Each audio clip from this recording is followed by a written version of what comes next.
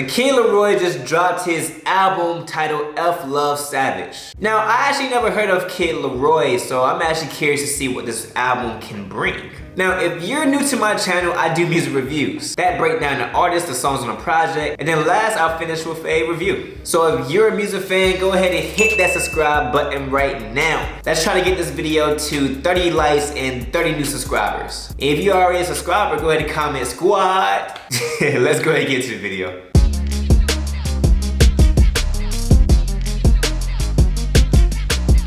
Who is Kid LAROI? Carlton Kenneth Jeffrey Howard is a 17-year-old Australian rapper, singer, and songwriter. He was born in Sydney, but he was raised in rural Australia. Now, he came into the scene and gained small traction from his relationship and friendship with Juice WRLD, who served as his mentor on his Australian tour. The kid is known for his singles like Go with Juice WRLD, Let Her Go, Diva featuring Lil Tecca, Tell Me Why, and Wrong featuring Lil Mosey. Now, his name formed from being a member of the LAROI people. And he first started his music career at the age of 13, being raised on music like the Fugees, Erykah Badu, and Tupac. Now, he's pretty young and new into the game, and since starting music, he released his debut mixtape titled F Love. That was July of this year, and here we are now with F Love Savage. The track lists are as follows.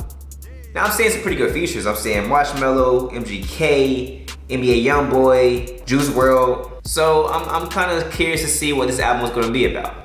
So let's go ahead and get to it. Now, Pikachu has a great sample. There's a high-pitched R&B sample with solid 808 hip-hop percussion. It's a solid track, and I love his vocal tone and vocal delivery. There's definitely a lot of swapping going on, singing and rapping if you did not know, but I actually did enjoy it. It kind of gives me a MGK vibe, but a little bit more on the hip-hop side. So Done features a ukulele guitar, but also a little bit of voice samples as well. And it's not even hip-hop. It sounds like it could be a pop song or a crossover track. I truly enjoyed this one. It's a very catchy hook, but though it can be repetitive at some points. Nevertheless, he's hitting his notes. Very melodic, and I feel like his voice sounds really good on the production. So this is definitely has the potential to be my fave. Though, I mean, it's only 2 songs in.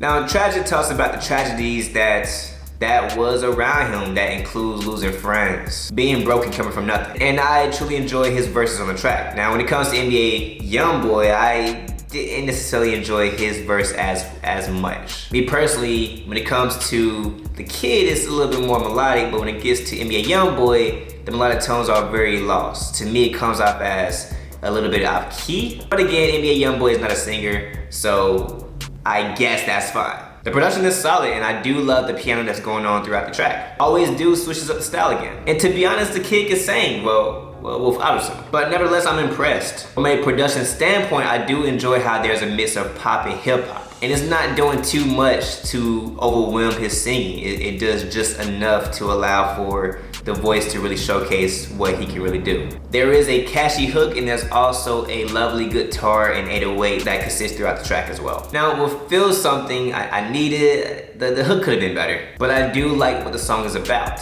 It talks about him going through stuff, him struggling with losses, and struggling with love. And to be honest, so far, obviously the album title is called F Love. So this is going to be the theme of the album. Hopefully it's not too overwhelming. Hopefully the topics do change. So that's what I'm hoping for. F You Goodbye with MGK. MGK and the kid is a okay combination. Not as good as I thought it would be. There is guitar-based trap, and they're both communicating their feelings, but also the similarities between their relationship issues. Who had the better verse? I definitely have to say the kid. MGK verse was okay, could have been better, but overall a solid track. I didn't mind this track, and that solid, consistent, good production carries over. Without You continues the guitar. And this was the track that actually showcased his vocal ability. To be honest, I could see him after this album making that transition to pop. I do see him as being a really good pop artist. But as of now, you know, he's young, he has a lot of time to really experiment with his sound, and I think as of now, with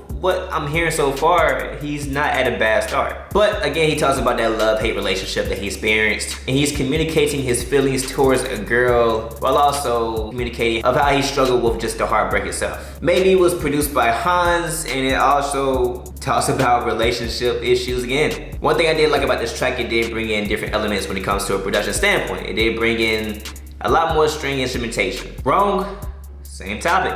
But the production do give me a little bit of a Tiger vibe. I wasn't a big fan of the verses, and I think at this point of the album, I really got exhausted with the topic. I felt like there should have been a change, at least a song about something else rather than just relationships. I wish. Same topic. But I do enjoy the hook. I do think that the high-pitched synths do collide with the high-pitched vocals. And because of that, I'm not really a huge fan of this track either. But it is one of my favorite hooks. Now, Not Fair featuring Corbin is unique in a way because Corbin actually comes in and starts the track, which gives it a little bit of differentiation, God, I can't say that word, differentiation at the beginning of the track. But again, same topic, rejection, going through relationships. I mean, how much relationship problems can a 17-year-old go through? That's what I'm thinking, but hey, let me mind my business. Now, Go changes up a little bit, and I'm happy that it did. It talks about the personal struggle with girls, but also the personal struggle with drugs. They didn't live in that fast-paced life that they did live in, being such a young age, you know, experiencing so much. Definitely hands down my favorite production. Love the guitar, and I love how there's a switch up melody with the guitar during the hook. I feel like overall the production is the most fullest track that I've heard so far on this album. And to be honest, it's an amazing feature by Juice WRLD as well, rest in peace. Definitely has to be my favorite track so far on the album. Now Tell Me Why talks about pretty much him mourning of the death of his friends. And to be honest, it could be a song specifically targeted towards Juice WRLD.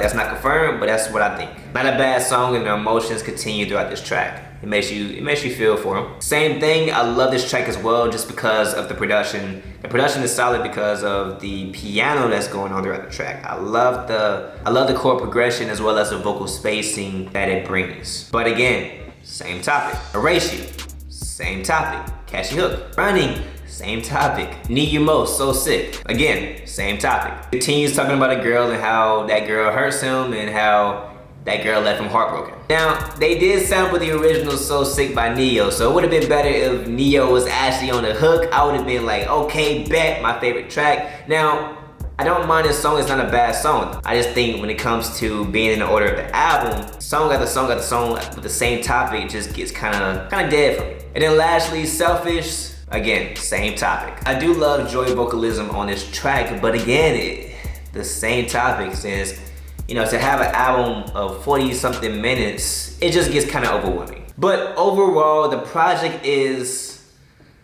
okay. I think altogether, again, I wish there was more changes when it comes to some of the topics of the album. There was mostly stories related to heartbreaks, but I did like the changes when he mentions going through some of the struggles in his life, going through deaths with his friends.